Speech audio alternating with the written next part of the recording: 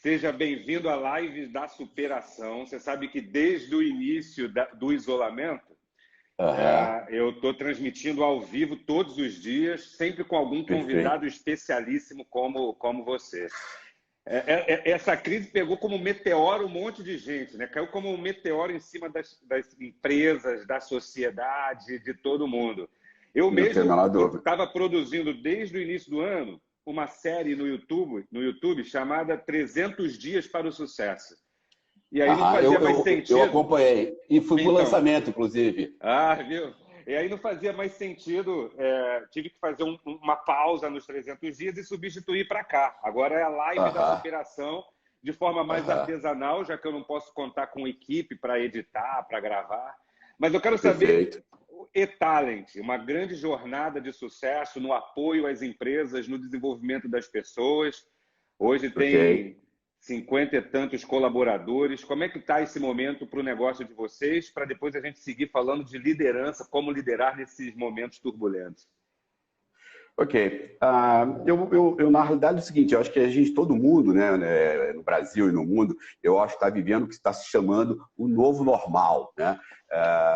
Então, o novo normal, ele está exigindo uma série de coisas, né, de cada uma das pessoas, das empresas, né, do governo, né, que tem batido a cabeça enormemente, mas, assim... E dentro desse novo contexto, eu acho que a gente tem conseguido agir da maneira mais adequada possível, né?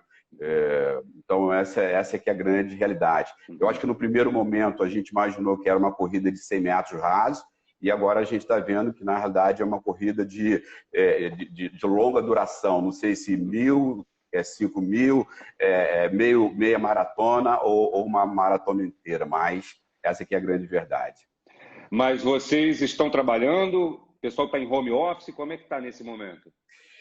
Na prática é o seguinte, a gente, para um grupo de pessoas que vamos chamar mais sensíveis para isso, eles já estão vivendo a 4ª semana de home office. A gente tomou logo a decisão rapidamente de tirar as pessoas que de alguma forma estivessem num grupo de risco, antes inclusive da decisão do governo, né, de criar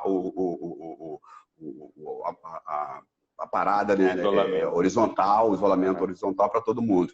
E para os demais, a gente está vivendo a 3ª semana, e aí, como a gente já é uma empresa digital, nesse aspecto, não houve muita mudança. Naturalmente, tivemos que alocar equipamentos, até comprar alguns equipamentos para algumas pessoas, cadeira, mesa, e aí vai, mas todo mundo operando 100% das suas casas. E o que você acha que é imprescindível nesse momento assim, de crise? Se a gente pudesse fazer uma lista de ações ou de comportamentos, de atitudes, o que é mais importante nesse momento? Olha, eu diria que tem várias coisas que eu acho que nesse momento tá possibilitando que cada um da gente enxergue a vida diferente, né? Por exemplo, eu me lembrei de uma história que eu vivi há quase 40 anos atrás, de primeiro a gente olhar que a gente está vivendo uma guerra, né? É uma guerra cujo inimigo ele é invisível, mas não é uma guerra tradicional, né? Eu me lembro de um amigo meu, Johan Kankax, na universidade, ele já tinha 60 e poucos anos, 65 anos, já era diretor da Ford, e conversando uma vez com ele, ele me disse que todo dia tinha pesadelos, né? E aí eu perguntei, mas como esses pesadelos? E aí ele me contou o seguinte, ele fazia parte das Forças Armadas na Grécia, e ele era do grupo que restabelecia as condições das cidades. Então, ele era da parte de eletricidade, tinha um grupo da área de comunicações e tinha um outro grupo da área por exemplo, a parte hidráulica, né? de resgatar a questão da água. E ele chegava exatamente na cidade que estava tendo bombardeio e, nesse momento, as pessoas todas sangrando e muitas tinham morrido, a cidade toda acabada. Eu diria o seguinte, é uma guerra, tá? Mas é uma guerra que, se a gente tiver cuidado, se tiver disciplina, tiver higiene, eu acredito que a gente vai passar por ela sem maiores riscos. Essa aqui é a grande verdade. eu acho que a questão da vida ela é extremamente importante. Quando a gente vê a estatística, foi 1%, 2%, mas quando é com você, efetivamente, é 100%. Né? Ou quando é alguém da sua família, não importa a estatística, é 100%. Então, toda a vida importa e, nesse aspecto, é fundamental. Né? Uhum. Agora, pois não? Não, diga, complemente o raciocínio. Eu diria assim, tem uma coisa que no passado era bem desconhecida da maioria das pessoas, mas é sempre bom lembrar. Né? Os chineses que, teoricamente, iniciaram esse processo, eles também foram muito competente no sentido de descrever a palavra crise. Né? Então, a palavra crise para o chinês são dois ideogramas. O de cima significa a ameaça e o de baixo a oportunidade. Então, eles queriam dizer o seguinte: toda crise, né, que nós estamos vivendo, existe um conjunto de ameaças e um conjunto de oportunidades. A maioria das pessoas vão ficar só com as ameaças, né? E aí elas não conseguem ver as oportunidades. E aí ficam só no sofrimento, só na dor e não conseguem avançar. Agora, se a gente tirar as ameaças, vão surgir as oportunidades.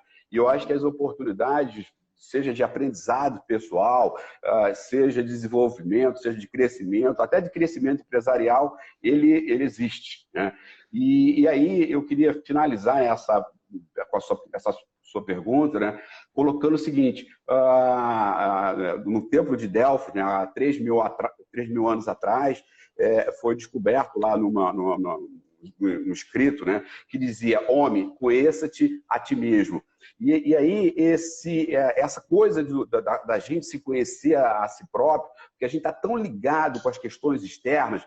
Por exemplo, as pessoas estão vendo excessivamente muita notícia e elas veem as notícias repetidas. Então, para o cérebro dela, significa que é 10 vezes pior, 20 vezes pior, porque as notícias vão se repetindo e ela vai processando aquilo tudo e, no fim, ela está no dia acabada, absolutamente infeliz.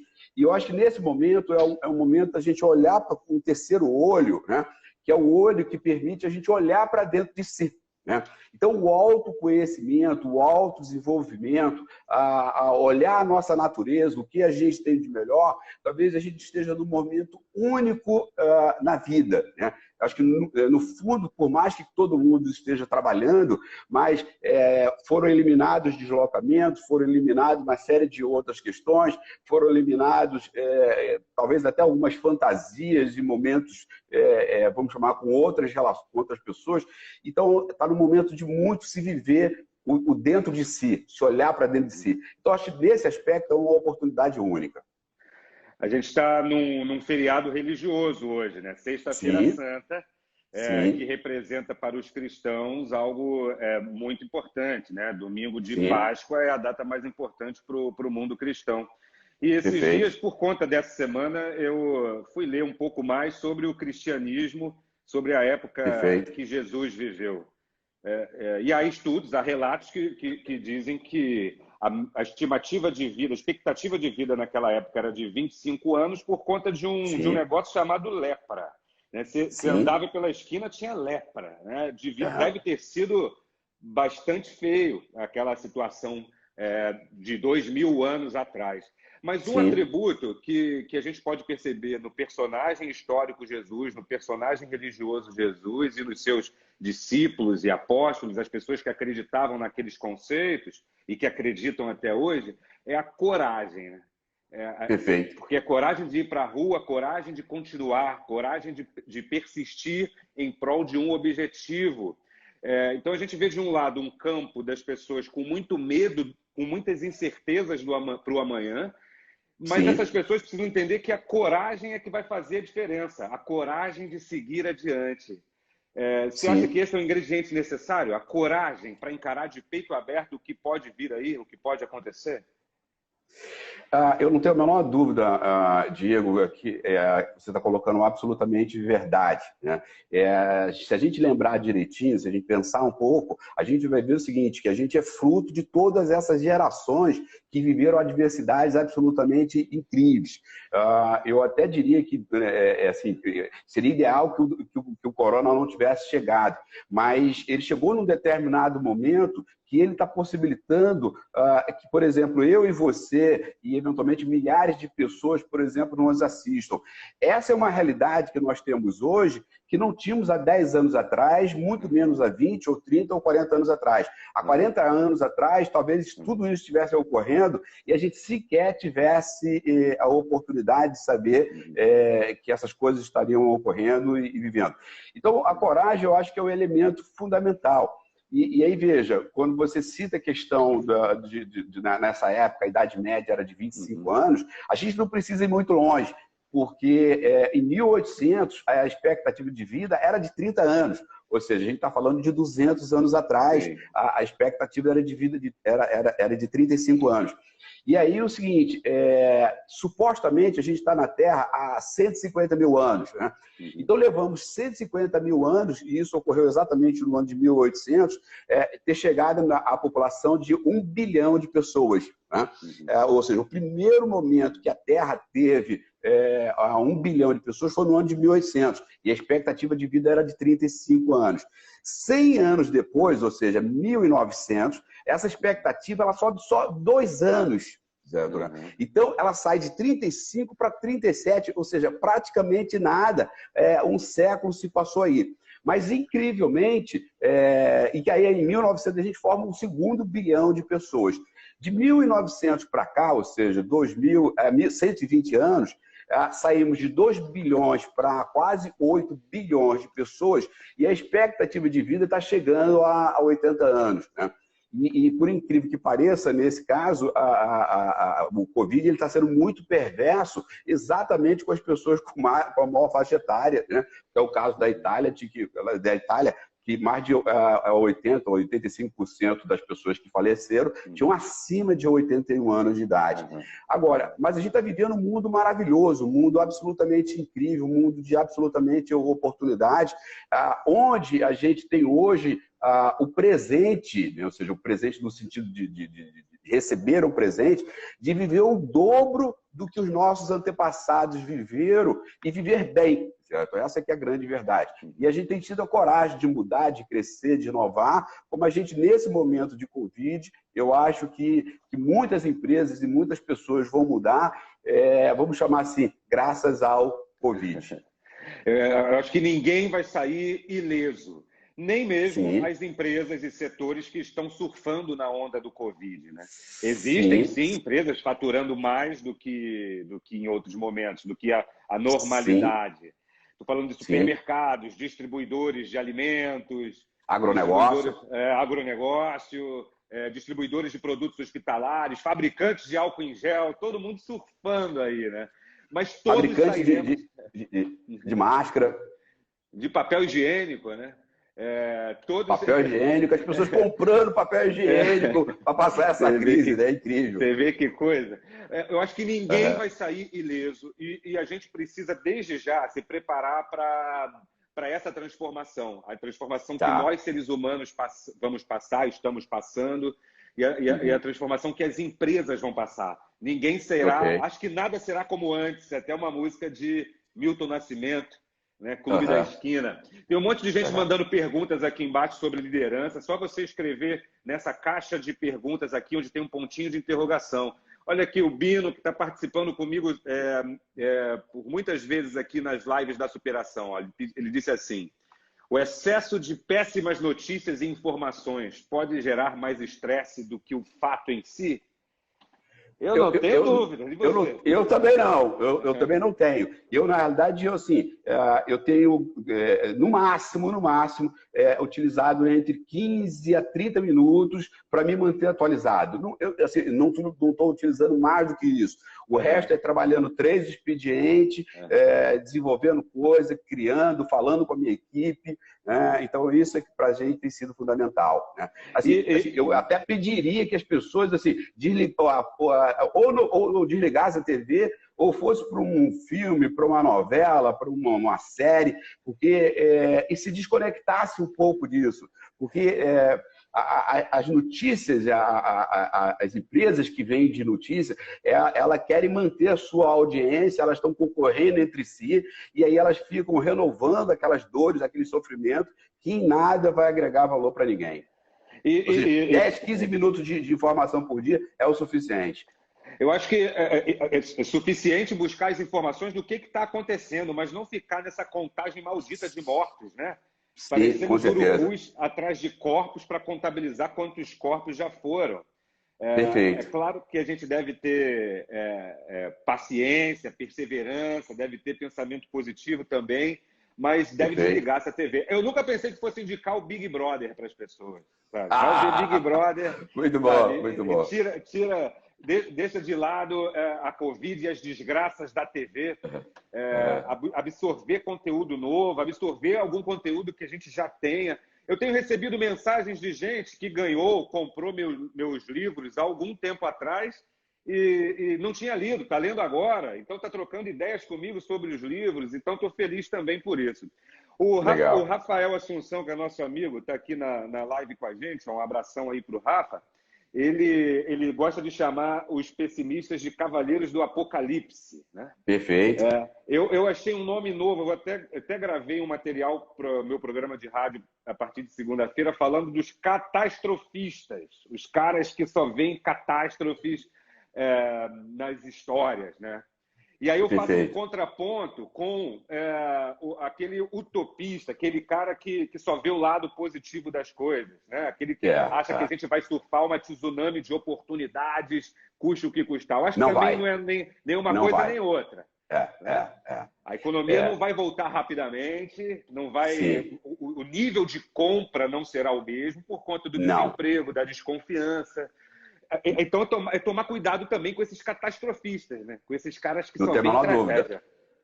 Sejam os que estão, de alguma forma, imaginando e tendo uma certa ingenuidade, né, de um lado, né, no extremo, e no outro extremo, um catastrofistas que você está acabando, que você acabou de citar aí, né? O cara que só vê a catástrofe. Aqui, ó. Mais uma pergunta. Como é que será o novo papel dos profissionais de RH no pós-Covid?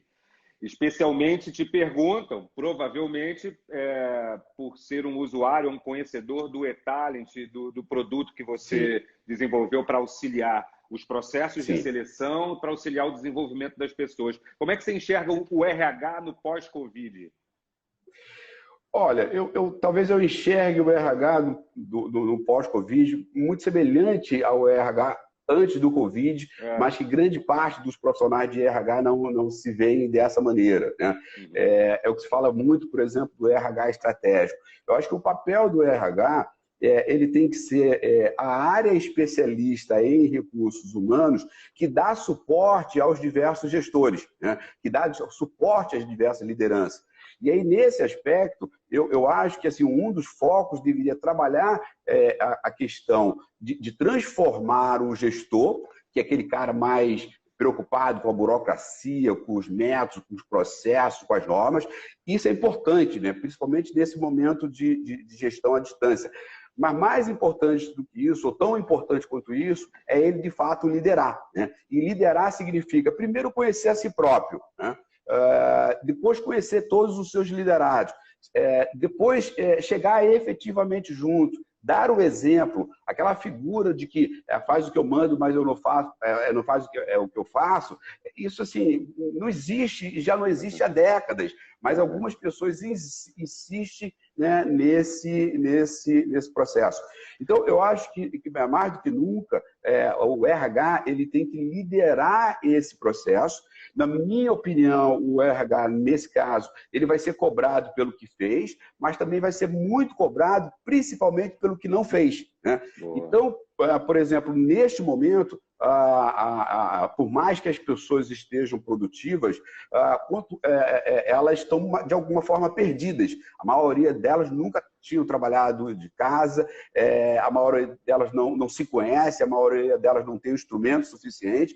Então, eu acho que compete o RH aproximar o gestor, né? Porque ele sozinho também não consegue fazer muita coisa. Ele tem que aproximar o gestor, transformar esse gestor, dar ferramenta para esse gestor, para que esse gestor possa efetivamente liderar o processo, suportado pela área de recursos humanos, né?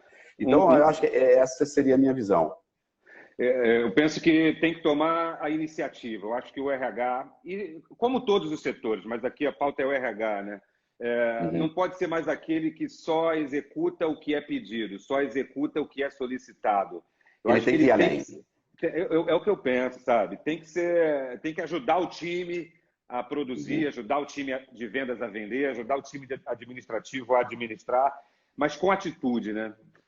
Com certeza. Com Penso que a certeza. atitude é um grande nome. Muitos legados vão surgir no Sim. Não pós-Covid-19, tem a menor né? Um dúvida. monte de Não tem a coisa, em menor dúvida. vários aspectos. Eu penso até que muitas empresas vão repensar a sua estrutura física, porque muita Sim. gente tem relatado para mim aqui que se descobriu no home office e está gostando, Sim. e está curtindo.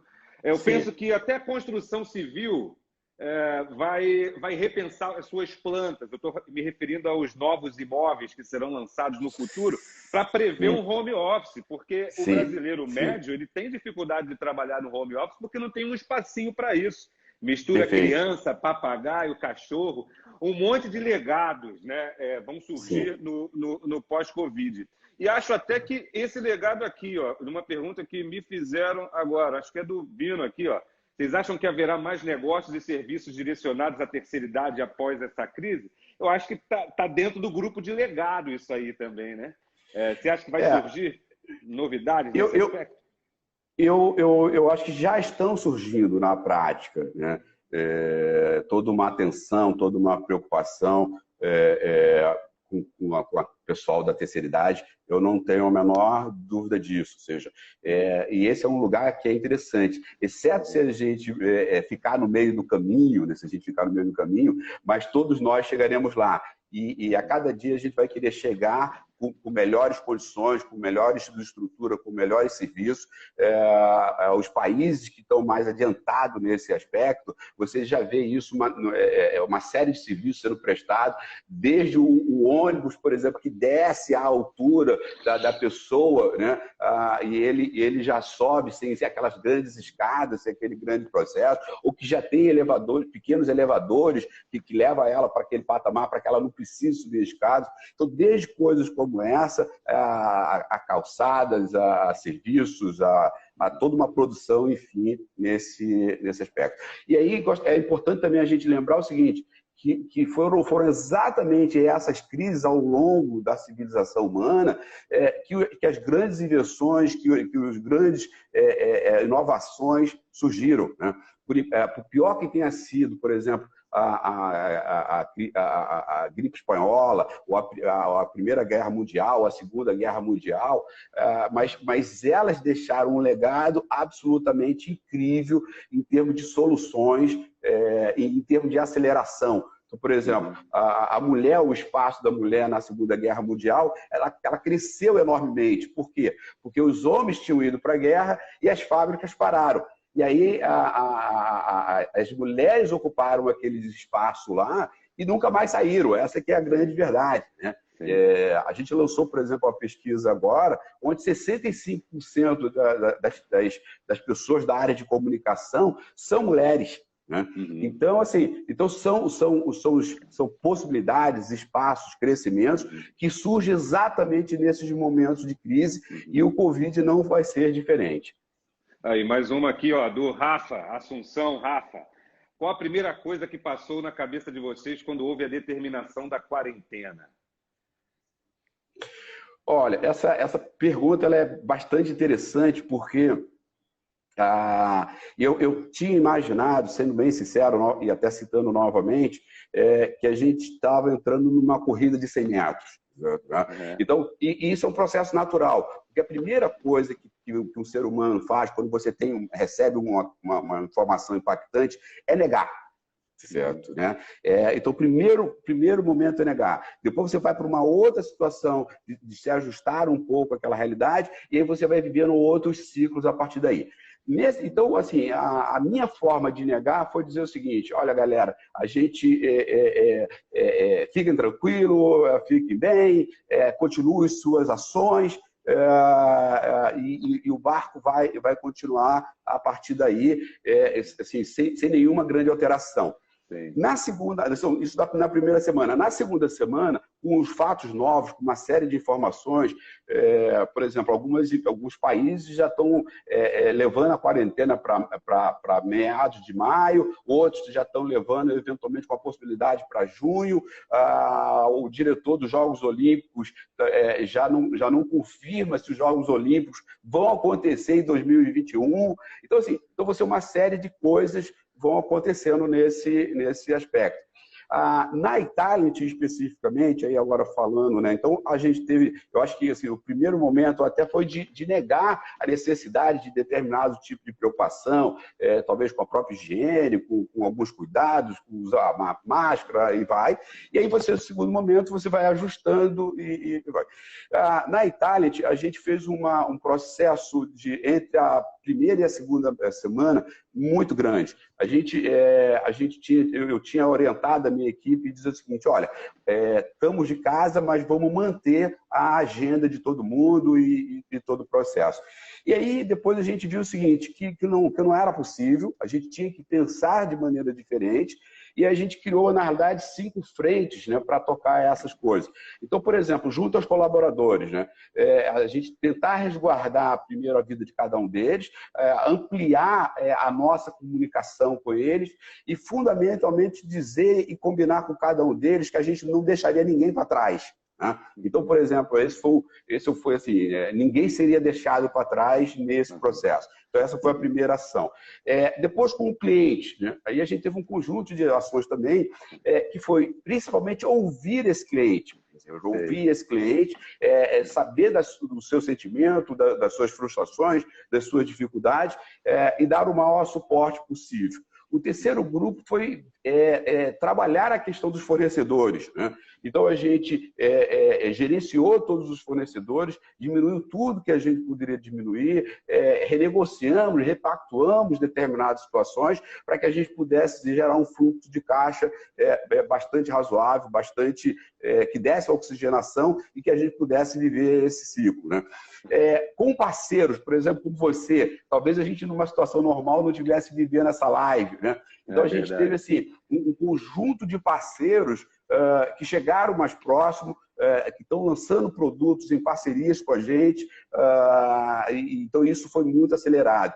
E, por último, na linha de produtos e serviços, a gente acelerou muito a digitalização e uma nova forma de entrega digital disso. Então, por conta disso, acho que a gente está sofrendo menos impacto do que, vamos chamar, muitas empresas que ou não tiveram essa agilidade ou não têm condições de ter essa agilidade, né? Porque algumas, de fato, não têm essa condição. É claro que a gente não pode negar o grau de periculosidade do Covid-19. É um negócio complicado. O planeta todo atacado por isso. É um ataque real, né?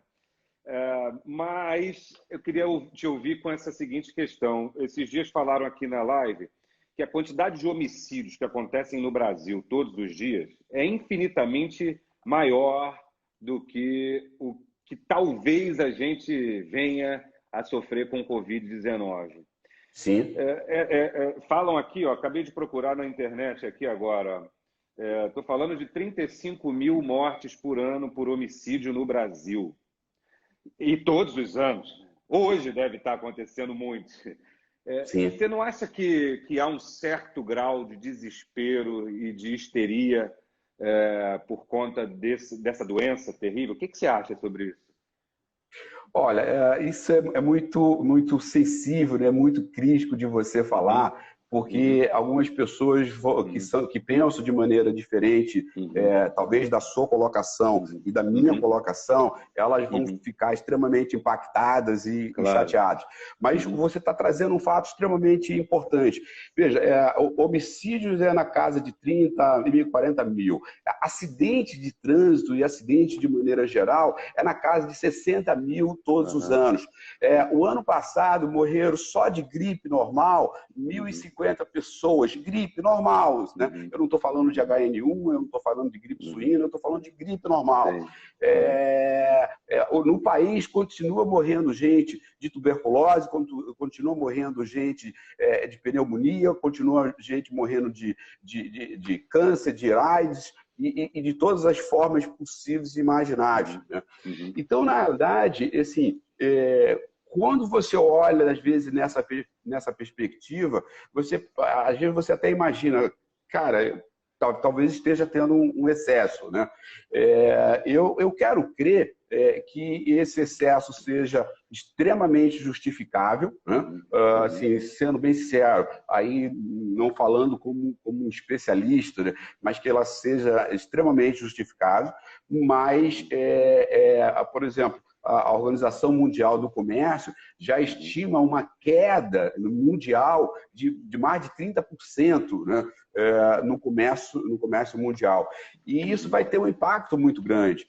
Eu tenho uma fonte não oficial, extraoficial, mas extremamente confiável, que já afirma que, assim, inicialmente estava na casa de 1 milhão, agora já ultrapassou a 2, 3 milhões ou mais de pessoas que perderam seus empregos, que perderam essa capacidade de geração de renda e de sobrevivência. Então, assim, o mundo continua acontecendo, né? É como se, num determinado momento, essa dá uma sensação, como se em um determinado momento já não morresse mais de coração, de acidente, por exemplo, que mulheres não fossem assediadas e sofressem, né, todo tipo de forma, né, de agressão. Eu vi até que na Argentina eles criaram um código para a mulher chegar, por exemplo, na farmácia e ela dizer alguma coisa e avisar, por exemplo, o farmacêutico de que ela está sendo agredida, por exemplo. Então, e aí, se você imaginar que os casais estão dentro de casa e eles não têm mais para onde sair, esse tipo de situação ele deve estar crescendo enormemente. Então, assim, nós temos sim a questão do impacto do Covid, mas tem todo um conjunto de efeitos colaterais e de outros efeitos que já estavam acontecendo e que vão continuar acontecendo e que vão, infelizmente, vai ser ampliado. E que já está sendo ampliado. O Paulo Guedes fala que se a gente seguir isolados, em quarentena, né? Tecnicamente o nome não é quarentena, mas é como está sendo chamado. Se a gente seguir isolados até isolamento social, né? Ou isolamento físico. 4 pontos negativos de crescimento do PIB. Eu vi. É realmente complexo essa análise. Eu torço, espero e rezo para que os governantes tomem as decisões mais acertadas em relação a isso. Uma pergunta aqui do Gustavo Procópio, que está sempre participando dos nossos eventos, sempre participando aqui. Ele diz assim: sabemos que o maior ativo de qualquer organização é o ativo humano. A pergunta fica cortada ali, mas é em relação a qual o papel do RH no tratamento de líderes tóxicos. Será que essa crise vai ter o papel de eliminar ou reduzir os líderes tóxicos do mercado? Eu até colocaria o seguinte: na minha opinião, não existe líder tóxico, porque nesse caso ele não é líder, certo? No fundo ele não é líder, ele é um gestor, ou seja, ele é um chefe de pessoas que, em vez de estimular, apoiar, desenvolver, potencializar as pessoas, ele faz exatamente o contrário. Ele compete, ele agride, ele diminui, ele dizima as pessoas. Eu acho que esse... Então ele tem a função de chefe, mas ele tem a função de chefe, na sua visão, ele tem a caneta, mas ele não é um líder.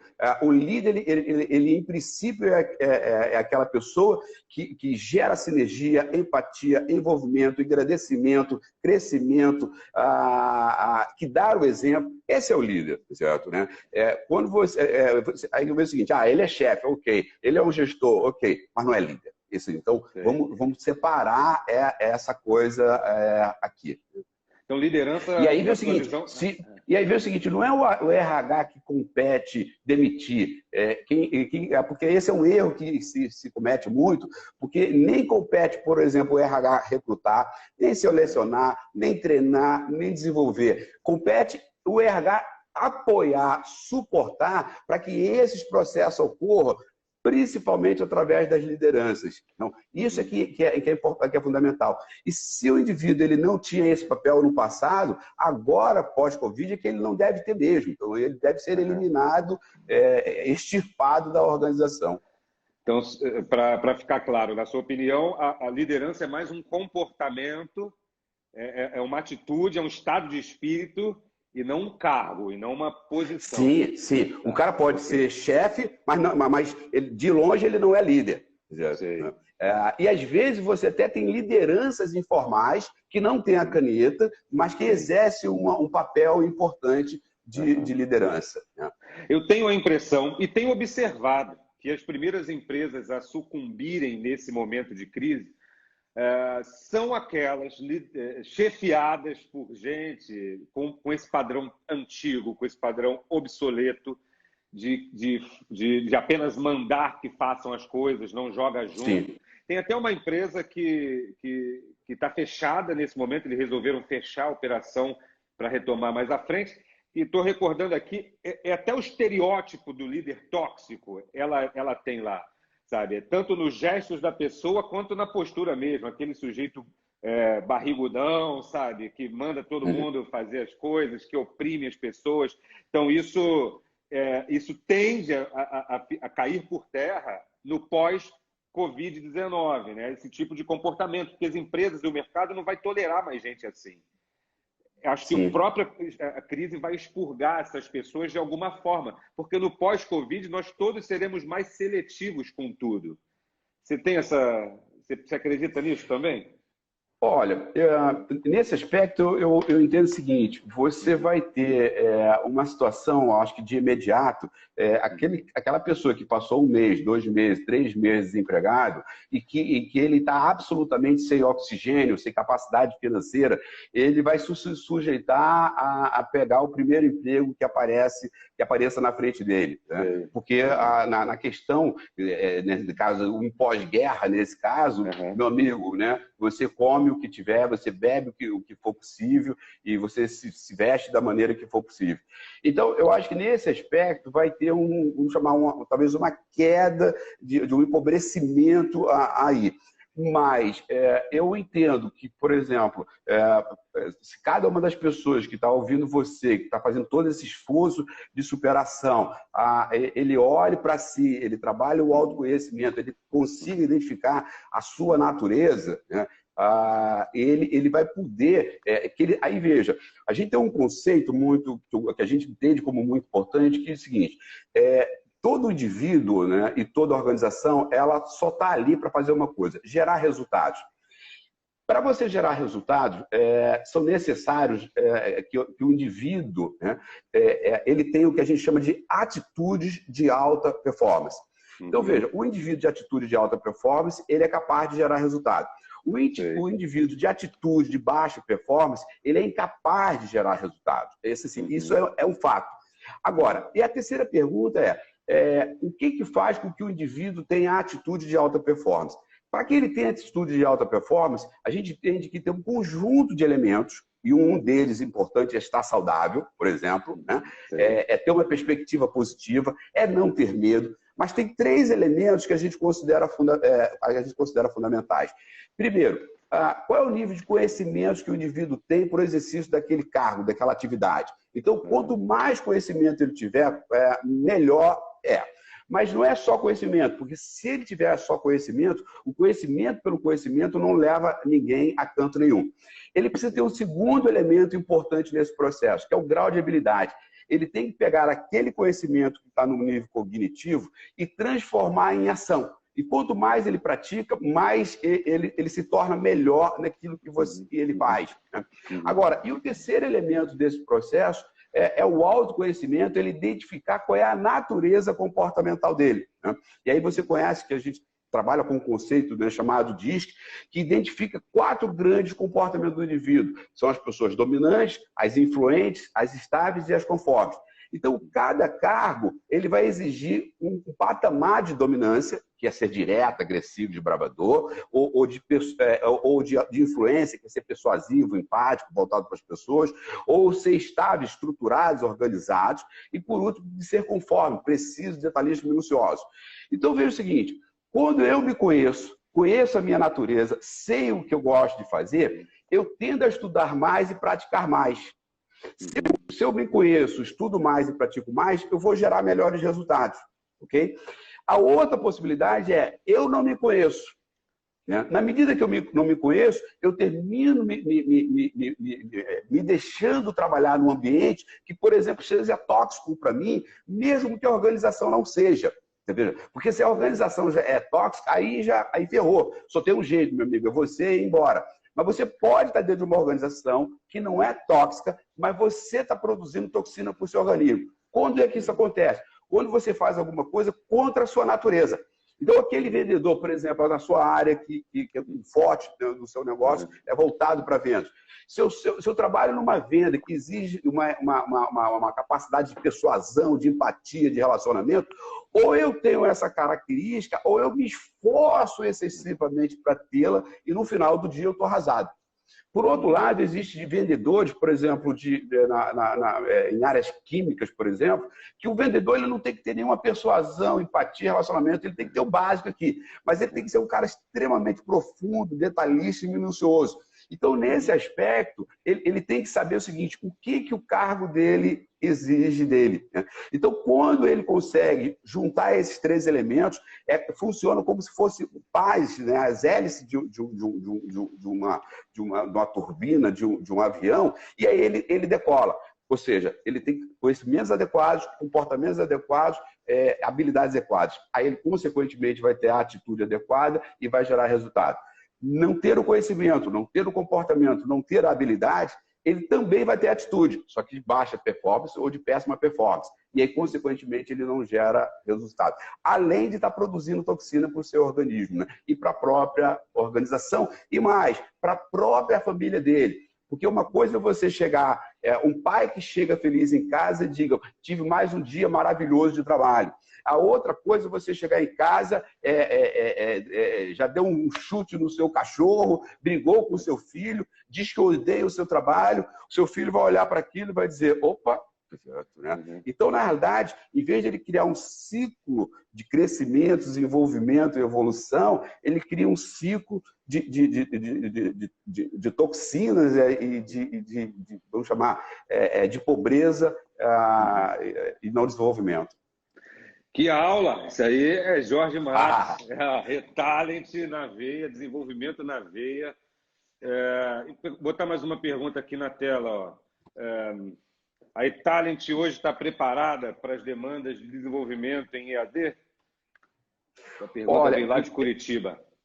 Legal, muito interessante essa pergunta. Na prática é o seguinte, a gente está dando, eu diria que um passo adicional em relação a essa coisa do EAD. Porque EAD a gente já fazia, certo? Então a gente já vem fazendo isso já há bastante tempo. Só que a gente criou agora um conceito que é você trabalhar o blended, né? Ou o que já vem chamando no mercado de não mais in-company, mas on-company, né? Ou seja, o treinamento, vamos chamar, ligado, conectado e aí vai.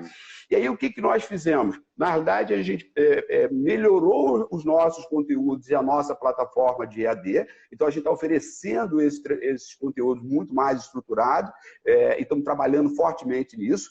Mas, segundo, a gente está agregando isso com o webinar. Então, aquilo que eventualmente se fazia numa sala de aula, a gente está fazendo isso através do webinar, com um detalhe importante. O aluno, quando vem para a aula digital, ele já foi preparado, ele já passou de conteúdos, de quiz, de desafios, de exercícios, né? E vai. E o terceiro elemento do nosso caso é isso integrado na plataforma de autoconhecimento, de autodesenvolvimento, que possibilita atrair melhor as pessoas, desenvolver melhor as pessoas, fazer o melhor gerenciamento das pessoas e a manutenção. Então, na verdade, a gente juntou essas três, vamos chamar esses três sistemas, E a gente entende que a gente está conseguindo entregar algo melhor ao mercado do que a gente entregava antes nesse aspecto, né? Porque a gente só entregava o EAD ou o In-Company. E agora a gente está entregando o EAD, o On-Company, né? O EAD, o webinar e a plataforma, isso tudo junto, né? E aí, lembrando que é um aspecto interessante. Eu acho que a tecnologia possibilitou quebrar o paradigma secular. Qual era o paradigma secular? O paradigma secular é o seguinte: você tem um professor em sala de aula que sabe tudo, em tese, né? Ou se dizia que sabia de tudo, e você tem, que é o sujeito ativo, e você tem o aluno que é o objeto passivo, né? Que não sabia de nada e que o professor dizia: pegue um caderno, pegue o livro tal, entre na página tal e vamos trabalhar esse conhecimento. Então, era um sujeito ativo, professor, e um objeto passivo, aluno. O mundo mudou, certo? Né? O mundo mudou. E ele mudou já há algum tempo, só que a maioria das escolas ainda não perceberam, que é você não ter mais sujeito e objeto, é você ter sujeito, sujeito. Então, esse aluno, desde de ser aluno, passa a ser estudante, ele já vai para a sala de aula preparado, ele já vai para a sala de aula com um nível de conhecimento talvez tão bom, ou até, se for o caso, melhor do que o professor, e compete ao professor ou facilitador articular esse conhecimento, colocar na prática esse conhecimento e transformar esse conhecimento em resultados efetivos.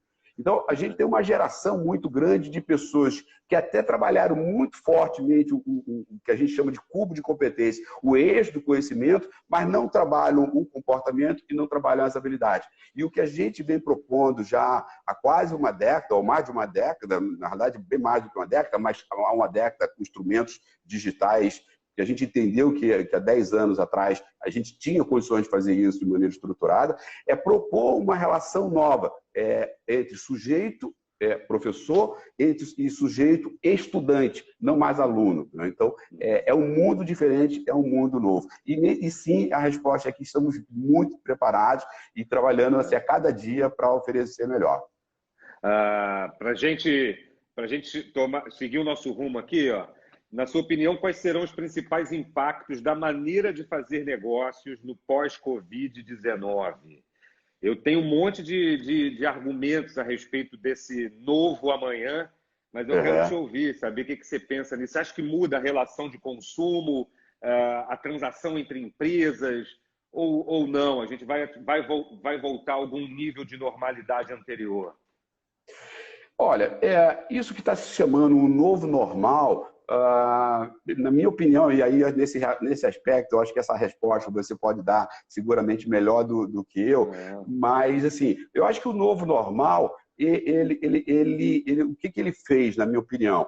Você tinha o 8 ou 80, né? Então tem gente que estava lá no 8 ainda da maneira tradicional, fazendo as coisas absolutamente como se fazia há séculos atrás, que é o 8. E você está falando, e agora um monte de pessoas está falando no 80, que vai ser tudo digital, que não vai ter mais escritórios, que não vai ter mais espaço físico, que tudo vai ser em plataformas e vai.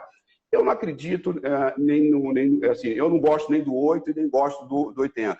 Agora, o Covid acelerou enormemente esse processo, né?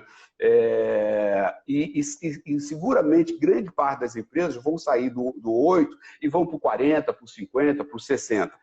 E esse 60, sim, vai ser uma nova forma assim, eu diria que não é nova, porque assim, uma série de empresas já faziam, a gente sempre tenta isso. Por exemplo, lá na Itália, a gente nunca quer empurrar um produto para o cliente, por mais que a gente entenda que aquele produto é bom, né? A gente sempre tenta identificar qual é a necessidade do cliente e ver se a gente pode ou não, por exemplo, se inserir naquele contexto. Então, a gente ouve muito o cliente e vai. E se a gente chegar à conclusão de que naquele momento, para aquele cliente, os nossos produtos, os nossos serviços, eles não agregam valor, a gente tira o nosso time de campo.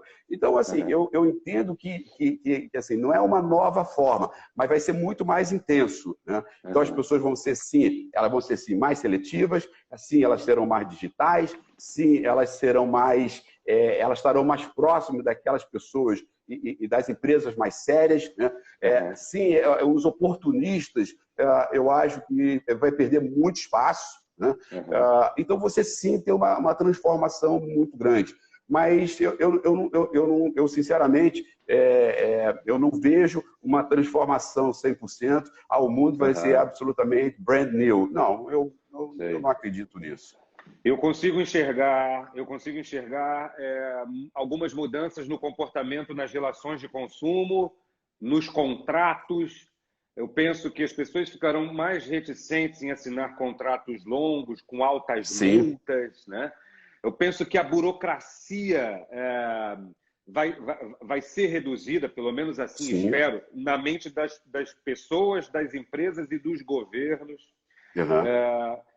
Aqui nos meus conteúdos é zero menção crítica ou política a governos, mas o governo federal lançar em poucos dias um aplicativo que em outras épocas levaria meses para ser desenvolvido, para ser feito, para ser lançado, já é um sinal de que as coisas precisam ser mais ágeis. Eu acho que o Covid-19 vai mostrar isso para a gente, sabe?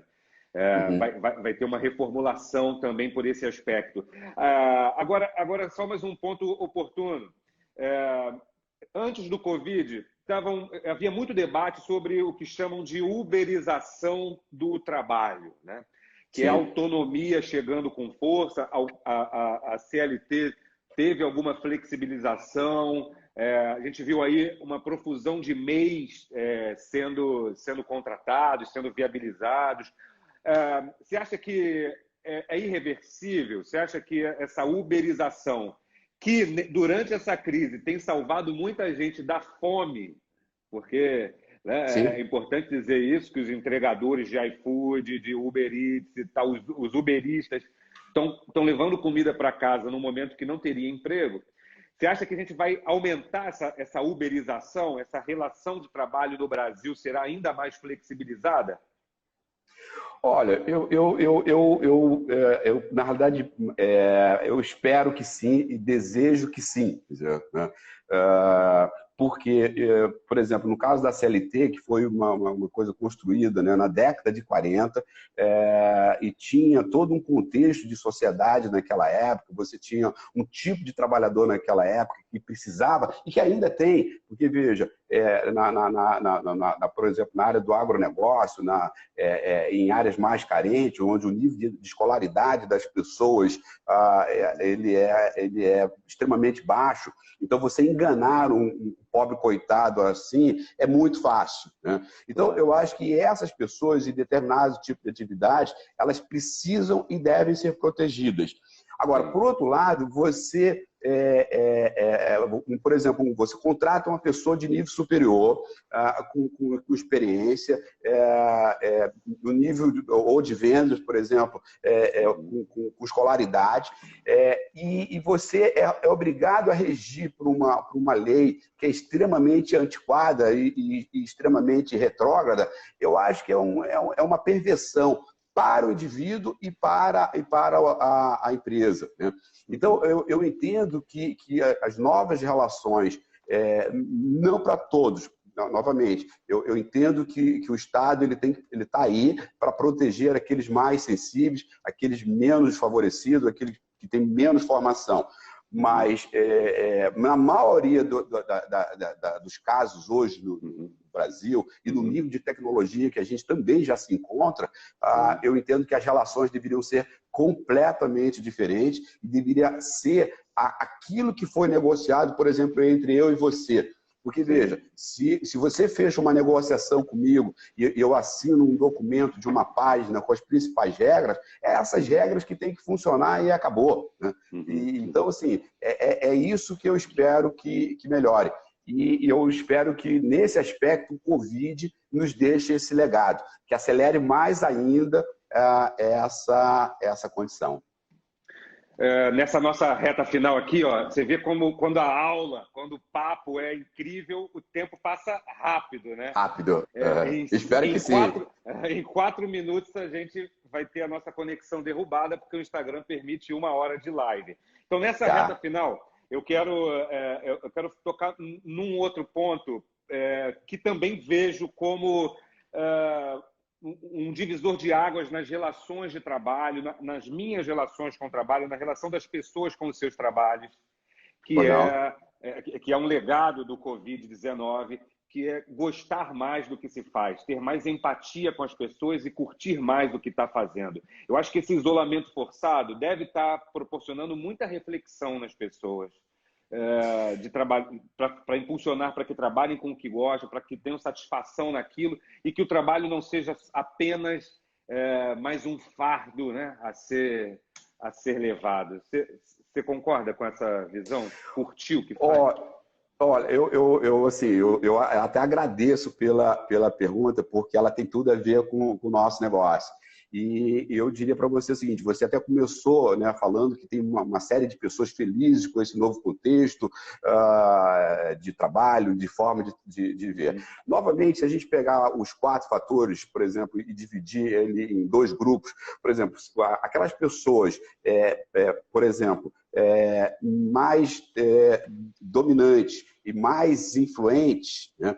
Elas, ou talvez até fosse situar de uma maneira um pouco diferente, os influentes e os estáveis, que são voltados mais para as pessoas, essas pessoas, de maneira geral, que gostam do contato humano, que gostam do abraço, que gostam de estar com as pessoas, essas pessoas estão sofrendo mais do que, por exemplo, os dominantes e os conformes, que não ligam muito para isso. Por exemplo, tem pessoas que elas, assim, se elas pudessem, elas não tinham contato humano, ela tinha um contato digital, como a gente está tendo aqui, porque é o máximo que ela gosta na vida dela. E aí a base disso tudo, para que as pessoas possam gostar mais de si, entender as suas relações com seus pais e superiores, entender a relação com seus pares, e aí eu estou falando pares de trabalho, mas de irmãos e colegas, e entender as relações, por exemplo, com o subordinado, com os filhos, ela precisa se conhecer. Né? Ela precisa saber, por exemplo, qual é a natureza dela, que produto é ela, né? Ou seja, qual é a essência dela. Então, na medida que ela efetivamente ela se conhece, ela pode fazer as melhores escolhas e pode entregar coisas melhores para a sociedade como um todo que ela vive. Né? Então, nesse aspecto, a questão, novamente, do autoconhecimento, ela é fundamental. E, novamente, entra o líder, porque o líder, nesse aspecto, ele tem que acelerar esse processo e ajudar as pessoas a fazerem isso. Como também os pais, os professores, os governos, os políticos, né, teria esse papel, educadores, né, de maneira geral, teriam esse papel de ajudar as pessoas a se entenderem e não só entender a matemática, não só entender o português, a química ou a física. Beleza, Jorge Matos, CEO do eTalent, uma empresa que você precisa conhecer, que as pessoas que estão aqui precisam conhecer. Muito obrigado por você compartilhar suas ideias, teu conhecimento aqui nessa live. Ela vai ficar disponível para as pessoas nas próximas 24 horas, mas nos próximos dias a gente vai publicar na íntegra no IGTV aqui do Instagram.